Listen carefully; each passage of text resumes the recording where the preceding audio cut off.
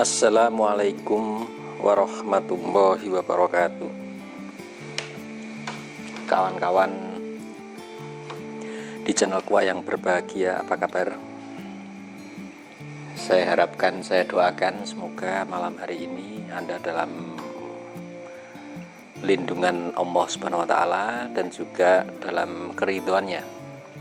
Apapun itu kegiatan Anda, semoga Allah meridhoi semua aktivitas Anda, dan insya Allah kalau niat kita dalam beraktivitas, niat kita dalam hidup ini untuk beribadah, insya Allah langkah-langkah kita akan mendapatkan ridho dan juga petunjuk dari Allah Subhanahu wa Ta'ala. Nah, kawan-kawan semua, apa yang akan saya sampaikan pada malam hari ini yaitu pentingnya menjaga tali silaturahim,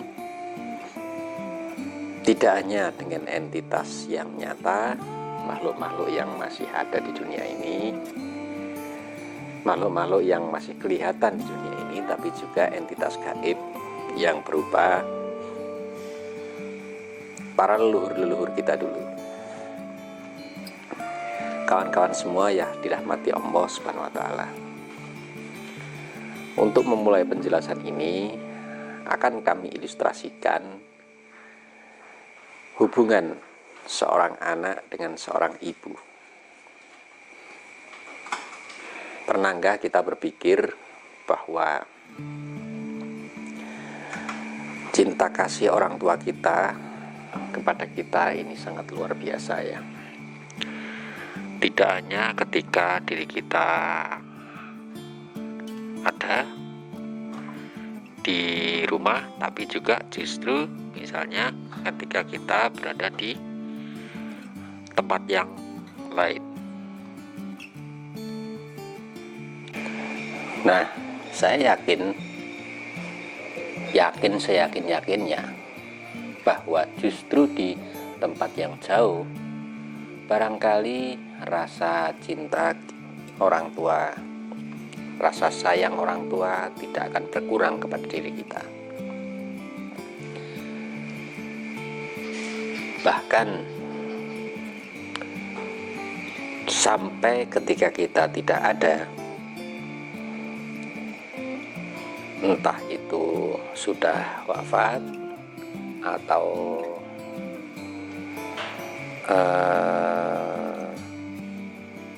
sudah meninggal dunia, maka cinta kasih orang tua terhadap kita ini masih tetap terus berjalan.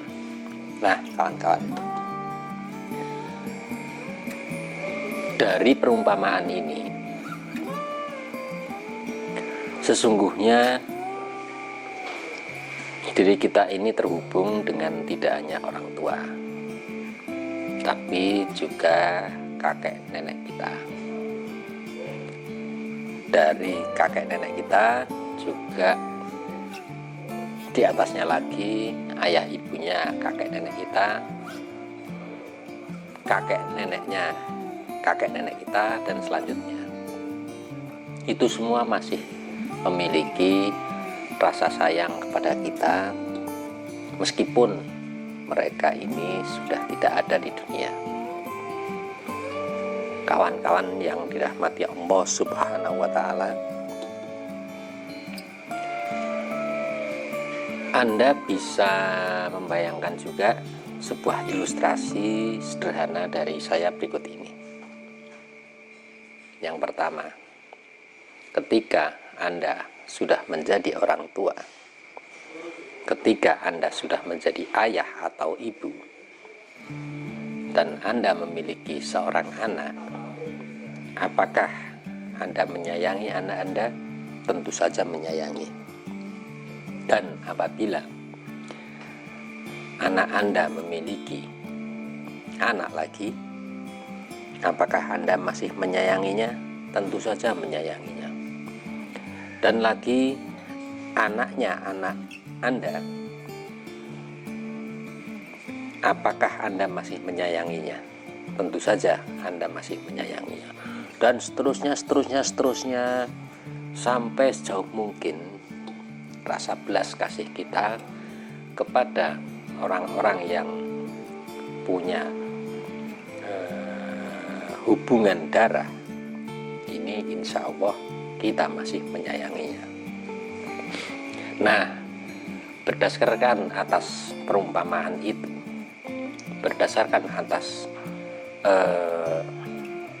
cara berpikir itu, maka sesungguhnya diri kita ini sekarang itu merupakan merupakan hasil dari harapan-harapan, doa-doa dari para leluhur-leluhur kita dulu. Nah, kawan-kawan semua, keterhubungan diri kita dengan leluhur-leluhur kita oleh sebab itu merupakan sebuah keniscayaan, sebuah hal yang ya memang seperti itu, memang seharusnya. Oleh sebab itu teman-teman semua, akan menjadi hal yang terputus, akan menjadi hal yang tragis ketika misalnya kita sebagai anak tidak mengenal yang namanya kedua orang tua kita, tidak mencintai kedua orang tua kita. Kita membenci kakek nenek kita, kita membenci bapaknya kakek nenek kita. Hal seperti itu tentu saja tidak boleh dilakukan dan harus kita hindari. Karena apa teman-teman? Keberadaan kita sekarang ini adalah berasal diciptakan oleh Allah Subhanahu wa Ta'ala melalui orang tua kita. Oleh sebab itu, diri kita tentu saja tidak boleh memutus mata rantai, mata batiniah diri kita dengan para leluhur kita, para kedua orang tua kita. Perlu diingat kawan-kawan semua, hal seperti ini harus kita jaga. Karena apa? Adanya kita di dunia ini, ya, ini tentu saja berasal dari kedua orang tua kita, dari cinta kasih kedua orang tua kita. Jadilah diri kita sekarang ini sehingga kita berada atau bereksistensi. Orang tua kita ada berasal dari kakek nenek kita, cinta kasih kakek nenek kita, dan seterusnya dan seterusnya dan seterusnya. Oleh sebab itu, akan sangat bijaksana kiranya apabila dalam hidup ini kita mendoakan selalu orang tua kita, meskipun orang tua kita sudah tidak ada misalnya. Kita perlu mendoakan orang tua kita, kita perlu mendoakan kakek nenek kita, kita perlu mendoakan para leluhur-leluhur kita dulu. Dengan cara yang sederhana, banyak cara sebenarnya, dan cara ini kalau di agama, di tradisi agama Islam ada yang namanya tawasul. Tawasul itu artinya mengirimkan Al-Fatihah kepada kedua orang tua kita, kita kirimkan Al-Fatihah kepada kakek nenek kita, kepada ayah ibunya kakek nenek kita, kepada kakek neneknya kakek nenek kita, dan seterusnya sampai kepada Nabi Adam sebagai manusia pertama kali di dunia ini. Nah, teman-teman semua yang dirahmati oleh Allah Subhanahu wa Ta'ala, orang yang menjaga tali silaturahim dengan kedua orang tua kita, meskipun mereka sudah tidak ada, orang yang menjaga tali silaturahim dengan kakek nenek dan para leluhur-leluhur kita terdahulu, insya Allah akan terus nyambung yang namanya unsur-unsur atau rasa atau batin sampai kepada mereka, dan insya Allah mereka juga akan sampai kepada diri kita. Mereka ini ada di dunia ini, dan sampai sekarang pun kalau saya mengatakan ada di dunia ini, dunia itu kan ada yang dunia lapisan-lapisan teman-teman. Ada yang dunia nyata yang mungkin akan kita alami selama kita lahir sampai kita meninggal dunia. Ada yang namanya di alam gaib. Insya Allah kalau kita nanti wafat, kita masuk ke alam gaib, atau orang mengatakannya alam barzah, alam antara sebelum alam surga dan neraka, dan selanjutnya dan seterusnya. Nah, kawan-kawan semua yang dirahmati Allah SWT, cara untuk menjaga silaturahim selain kita mengirimkan doa Al-Fatihah adalah berziarah. Oleh sebab itu sangat dianjurkan bagi diri kita, bagi siapapun, yaitu berziarah kubur. Berziarah kubur selain mengingat akan kematian. Pertanyaan saya adalah, setelah kita mengingat kematian, apa yang harus kita lakukan? Kan gitu. Orang yang kritis akan menjawab bahwa setelah kita nanti mengingat kematian, maka kita perlu memperbaiki diri, perlu memperbaiki perilaku kita, perlu memperbaiki yang namanya pikiran-pikiran kita, hidup kita secara keseluruhan. Karena mengingat mati ini sangat dianjurkan, karena dengan mengingat mati maka diri kita ingat bahwa hidup ini hanya sementara. Oleh sebab itu kita lakukan hal-hal yang terbaik. Nah, teman-teman semua yang dirahmati Allah Subhanahu wa Ta'ala,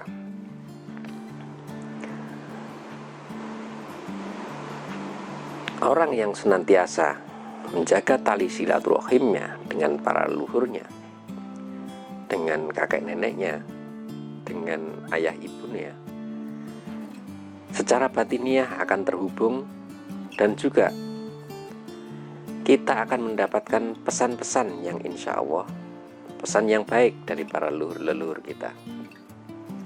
Dengan cara kita mendoakan mereka, kita kirimkan Al-Fatihah, kita datangi makamnya, dan juga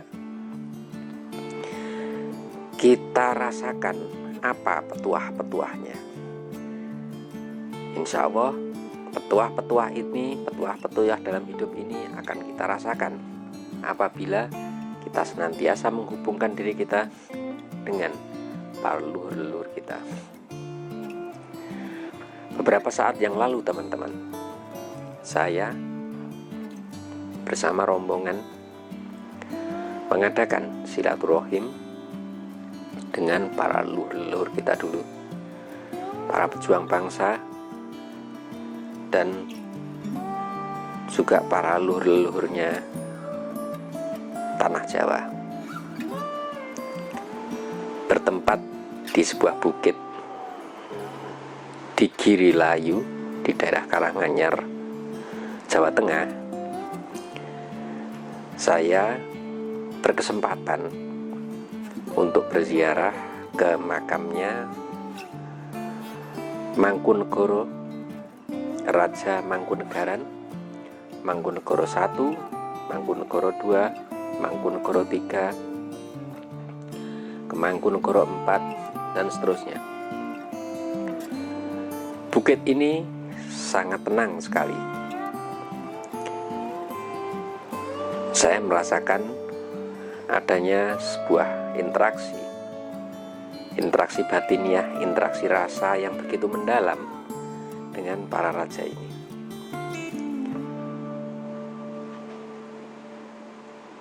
Bahasanya interaksi adalah pesan, kira-kira begitu. Jadi apa kalau saya mengatakan para leluhur berpesan kepada saya, Jangan diartikan kayak orang yang masih hidup. Jadi para leluhur ini berpesan secara batiniah kepada saya saat itu. Saat itu saya bertanya, teman-teman,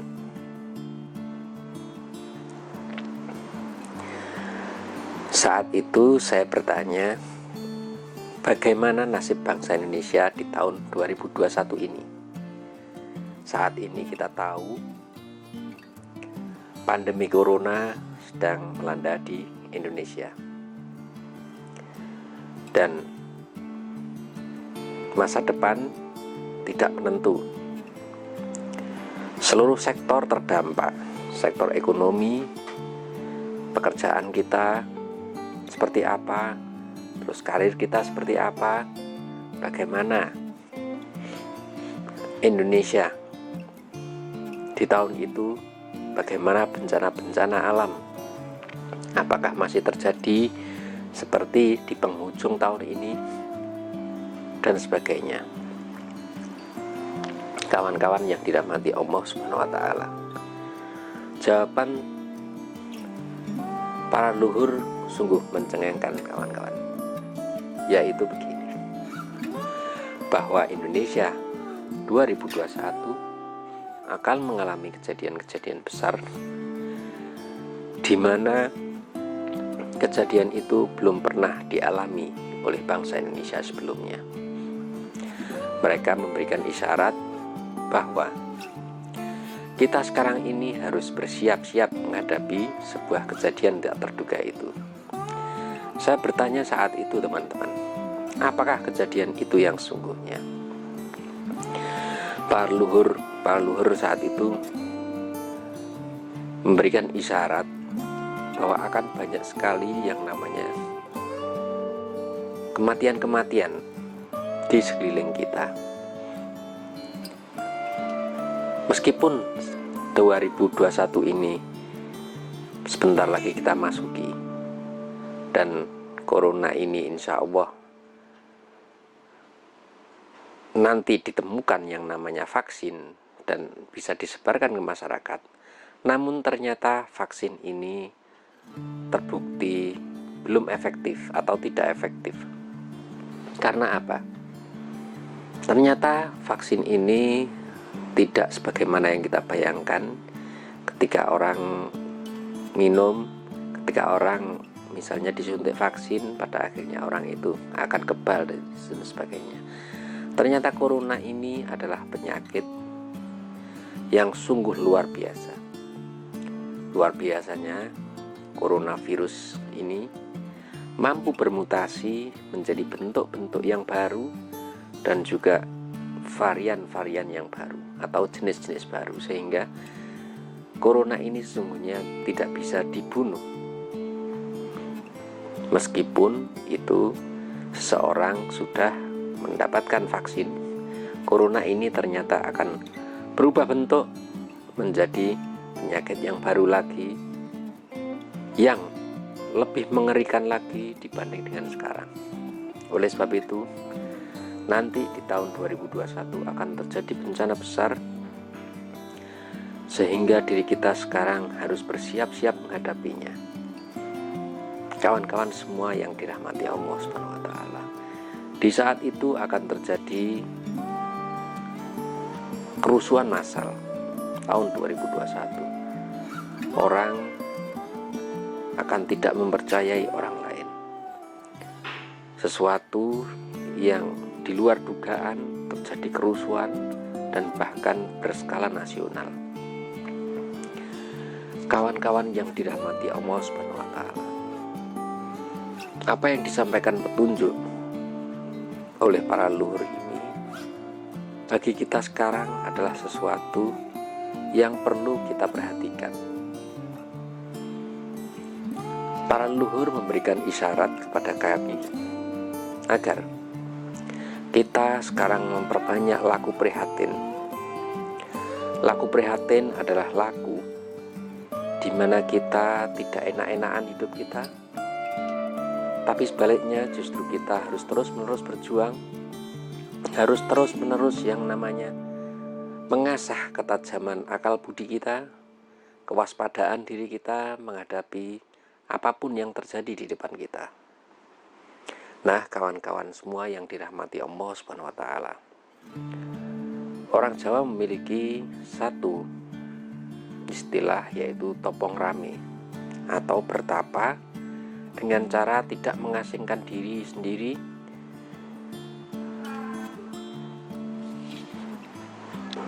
Nah, kawan-kawan semua yang dirahmati Allah Subhanahu wa taala.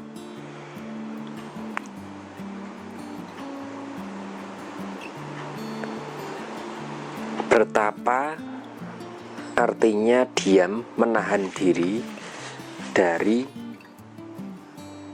aktivitas-aktivitas yang tidak aktivitas-aktivitas yang tidak bermanfaat, aktivitas-aktivitas yang hanya sekedar menghabiskan waktu tanpa adanya perencanaan, tanpa adanya tujuan dengan jelas. Kita perlu berkreativitas, kita perlu terus berkreasi untuk mencari hal baru, untuk menemukan hal baru dalam hidup ini, sehingga pada akhirnya kreativitas kita ini akan menjadikan sumber-sumber kehidupan kita baru, sumber-sumber dari ekonomi kita, sumber dari pendapatan kita. Jangan pernah berada di zona nyaman. Begitu pesannya dari para leluhur kita. Para leluhur kita mencontohkan, mereka ini adalah tipologi pejuang. Mereka ini adalah tipe orang-orang yang tidak pernah enak-enakan hidupnya, tapi mereka ini sungguh-sungguh dengan pikiran, dengan tenaga, dan juga dengan hidupnya secara keseluruhan diabdikan untuk bangsa dan negara, diabdikan untuk masyarakat, dan juga diabdikan agar kelak di kemudian hari anak cucunya akan mendapatkan manfaat dari apa yang dilakukan selama ini. Nah, kawan-kawan semua yang dirahmati Allah Subhanahu wa taala, pesan-pesan dari para luhur seperti itu insya Allah akan membuat peradaban, akan membuat bangsa kita ini tetap eksis, tetap yang namanya bisa bertahan dari pagebluk yang selama ini sudah terjadi. Kita tidak perlu yang namanya panik, kita tidak perlu yang namanya gumunan, kita tidak perlu yang namanya resah. Kita harus senantiasa berpikiran positif, bersikap dewasa, dan juga harus menghormati adanya keberbedaan orang lain, tidak gampang menyerah, tidak gampang putus asa, dan juga memiliki ilmu kantong bolong. Apa ilmu kantong bolong itu? Ilmu Petro, ilmu kantong bolong ini adalah ilmu di mana seseorang harus ikhlas untuk berkarya untuk orang lain. Bersakit-sakit dahulu, bersenang-senang kemudian. Jangan dibalik, bersenang-senang dahulu, bersakit-sakit kemudian. Peradaban ini dibangun oleh sebuah usaha yang mulia, kerja keras dari semua elemen bangsa, dan diri kita sendiri perlu berperan aktif sesuai dengan kodrat kita, sesuai dengan apa yang diberikan oleh Tuhan Yang Maha Esa kepada diri kita. Teman-teman semua yang dirahmati oleh Allah Subhanahu wa taala. Terakhir, leluhur berpesan kepada kita agar kita senantiasa memiliki ilmunya Khidir. Ilmu Khidir adalah menggapai ilmu melaut, tidak berhenti di daratan, apalagi mabuk daratan. Ilmu Nabi Khidir, ilmu futurologis, ilmu yang tidak bisa dilihat apa manfaatnya sekarang, tapi ke depan. Jangkauan Nabi Khidir adalah jangkauan ke depan. Kalau kita sekarang menjadi diri kita seperti ini, ayo kita syukuri, tapi Anda harus melangkah 2, 3, 4 langkah ke depan Anda. Rancang masa depan Anda dengan perilaku hari ini yang tertata. Nabi Khidir memiliki ilmu laduni, laduna ilma. Caranya kawan-kawan, kalau kita ingin mendapatkan ilmunya Khidir, sebanyak-banyaknya kita kirimkan Al-Fatihah kepada Nabi Khidir. Ada satu ijazahan ini, terakhir ini. Ila hadrati Nabi Khidir lamul Fatihah. A'udzubillahi minasyaitonir rajim. Bismillahirrahmanirrahim. Alhamdulillahirabbil alamin arrahmanir rahim maliki yaumiddin. Iyyaka na'budu wa iyyaka nasta'in ihdinas siratal mustaqim siratal ladzina an'amta 'alaihim ghairil maghdubi 'alaihim waladdallin. Amin. Bismillahirrahmanirrahim. Saya ijazahkan ilmu laduni dengan hak dan sempurna atas izin Allah Subhanahu wa taala. Ucapan qabil itu, saya terima ilmu laduni dengan hak dan sempurna atas izin Allah Subhanahu wa taala. Sudah diucapkan teman-teman? Berikut tata caranya. Usai sholat 5 waktu kawan-kawan, bacalah Bimu'jizati Sayyidina Khidir Al-Fatihah. Baca 1 kali. Selanjutnya, wa bi barokati Sayyidina Khidir alaihi salam Al-Fatihah. Baca Al-Fatihah 1 kali. Selanjutnya, wa ila ruhi Nabi Khidir alaihi salam Al-Fatihah. Baca Al-Fatihah 1 kali. Selanjutnya, bacalah Al-Fatihah 20 kali. Lakukan usai sholat 5 waktu secara rutin dan istiqomah.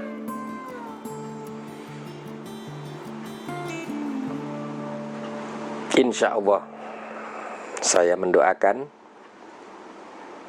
dengan izin dari Allah Subhanahu wa taala, Anda akan ditemui oleh Nabi Khidir alaihissalam, dan dari sana Anda akan mendapatkan ilmu laduni itu. Apa dan bagaimana ilmu laduni itu, dan bagaimana sebenarnya Nabi Khidir itu, Anda perlu waspada setelah saat mengamalkan ini, karena bisa jadi Nabi Khidir ini berwujud di luar apa yang Anda bayangkan. Bisa berwujud yang namanya pengemis, bisa berwujud yang namanya orang elit, bisa berwujud yang namanya pejabat, bisa berwujud yang namanya pedagang, siapapun. Itulah kelebihan Nabi Khidir sebagai hamba Allah yang diberikan ilmu laduni seperti Nabi Khidir. Kita perlu belajar dari dia. Nah, kawan-kawan semua yang dirahmati Allah Subhanahu wa taala, demikian apa yang bisa saya sampaikan pada kesempatan kali ini. Semoga ada manfaatnya. Wallahul muwaffiq ila aqwamit thoriq. Wassalamualaikum warahmatullahi wabarakatuh. Alhamdulillahirabbil alamin. Nah, teman-teman semua, demikian rangkaian pernyataan, rangkaian apa yang bisa saya sampaikan pada kesempatan hari ini. Semoga ada manfaatnya teman-teman semua. Dan memang mungkin tidak kronologis, artinya apa yang saya sampaikan ini. Mulai yang pertama tadi bertemu dengan para luhur, selanjutnya di sana ada pesan-pesan dari para luhur, dan selanjutnya ada ijazahan. Dan apa-apa yang saya sampaikan ini semoga bisa Anda ikuti. Kalau Anda kesulitan mengikuti, mungkin bisa diulang-ulang lagi dan membaca vlog-vlog yang sebelumnya, membaca atau melihat vlog-vlog saya yang sebelumnya. Demikian, terima kasih.